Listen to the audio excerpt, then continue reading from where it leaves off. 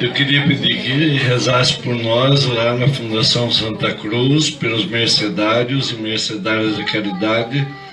Nós estivemos aqui em novembro e estava tudo muito tranquilo. Um fato novo que aconteceu de dezembro para cá, que nós recebemos lá no pavilhão dos padres idosos um padre com apenas 64 anos de idade, mas já com um alto grau de Alzheimer. Então, nós todos estamos num período de aprender a conviver, mudando, portanto, o nosso comportamento, o nosso modo de falar, o nosso modo de viver, né? Estamos aprendendo a conviver com uma pessoa relativamente tão nova, né? Tão nova, e que chegou lá. Ele é um missionário, pertence a uma congregação chamada Missionários de São José, e ele mal conseguia, nem conseguia pronunciar as palavras da consagração.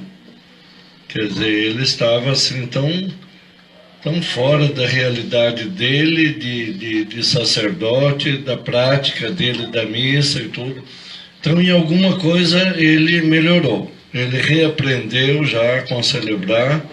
Ele concelebra comigo, ele não preside nunca a missa, ele nunca faz homilia, mas é um padre que, vamos dizer assim, também ele está readquirindo o hábito da oração comunitária, da oração pessoal.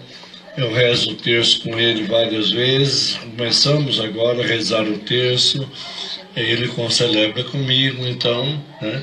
Quando eu via a nossa querida Sofia fazendo a leitura, né? Porque ele reaprendeu muitas coisas, mas é claro que em outras coisas piorou, como a leitura, e ele faz questão de fazer a leitura do Evangelho, né? Então, às vezes saem coisas assim um pouco engraçadas até, né? Que no lava-pés eu ia fazer a homilia depois da leitura do Evangelho que ele fazia, e ele, na frase mais importante do Evangelho, que era eu, Jesus, né? Jesus disse: eu, Mestre e Senhor, lavei os vossos pés para que vós também laveis os pés uns dos outros. Ele leu assim: eu, Mestre e Senhor, não lavei os pés de vocês, para que vocês também não lavem os pés uns dos outros. Então, Padre Luiz, o senhor me bateu a carteira, porque depois eu vou fazer uma homilia depois de uma frase dessa, né? Mas tem coisas assim que realmente a gente precisa de muita oração, tanto nós lá, para poder compreender a situação difícil que ele se encontra. Um padre que tem o tempo de padre que o padre Edson tem. Ele fez 16 anos de padre, né? E já está num estágio muito avançado dessa doença terrível, que agora vem atingindo pessoas até bastante, relativamente novas, né? Então a gente conta com as orações de vocês. As vocações existem, eu dizia na vinda de Quintana para cá agora, né? Porque ontem à noite tivemos uma celebração belíssima em Oswaldo Cruz, com 9 novos diáconos. Nunca tinha acontecido antes isto na história da Diocese de Marília, né? E depois me passaram um caderno atualizado dos endereços e eu vi quantas fisionomias novas de padres. A grande maioria dos padres da Diocese de Marília agora de padres novos, né? Na minha época de ordenação, nós éramos apenas 3. Depois um tornou-se padre religioso, né, o padre Tito Marega. Então, quando o padre Carlão fala, eu fiz questão de trabalhar com o padre Aquiles, é porque não tinha muita escolha também.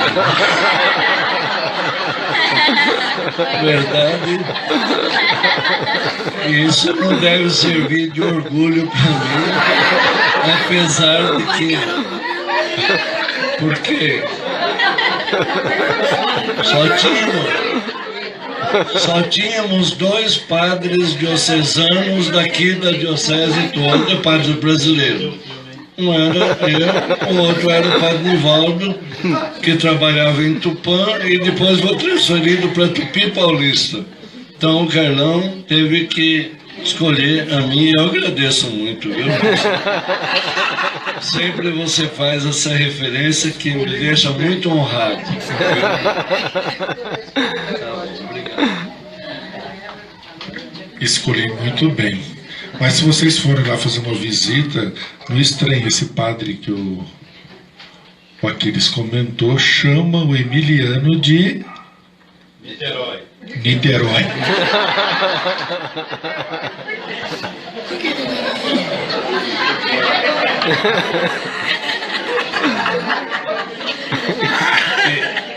Ele ganhou uma estola na paróquia Sagrada Família de Taubaté. Então, durante o tempo do Natal, todo dia, invariavelmente, ele usava aquela estola, que ele gostava muito. A estola é essa parte, né? E estava escrito Paróquia Sagrada Família, e tinha Sagrada Família. Todo dia, invariavelmente, quando eu entrava na sacristia, ele me contava a história da estola. Então ele dizia, olha, essa estola eu ganhei na Paróquia Sagrada Família, lá em Taubaté. Ó, aqui está escrito Paróquia Sagrada Família. E aqui é a Sagrada Família. Esse é São José, esse é o Menino Jesus e essa é Nossa Senhora. Então passei todo o tempo do Natal ouvindo todo dia. Um dia eu resolvi interagir com ele. Eu disse, Padre Luiz, o nome dele é Luiz Antônio, né? Eu falei, não é assim, Alvarez. E aí eu disse assim, que bom que o senhor ganhou essa estola lá em Taubaté, o senhor gosta da estola, o senhor usa todo dia, né? Ele falou, gosto, uso. Pois é, então, nesse tempo do Natal, justamente o presente foi muito valioso, porque toda a igreja, a espiritualidade da igreja está voltada para a Sagrada Família de Nazaré. Ele falou, Nazaré não, de Taubaté.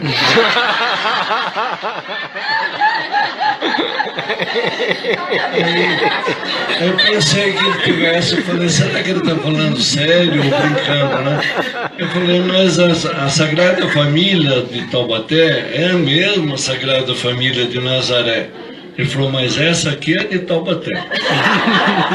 Não tem jeito, né? Aí começamos a dizer, é capaz de ele começar a cantar Maria de Taubaté, Sagrada Família de Taubaté, né? Então, mas às vezes chega a ser engraçado alguma coisa que acontece, né? Nós precisamos de muita oração por ele. E por nós também, porque o clima, é claro, que já não é o mesmo na casa. Há muita tensão, né? Há muito risco de que ele se torne agressivo. Todas essas coisas que vocês sabem muito bem que pode acontecer com uma pessoa na medida em que essa doença vai avançando. Obrigado.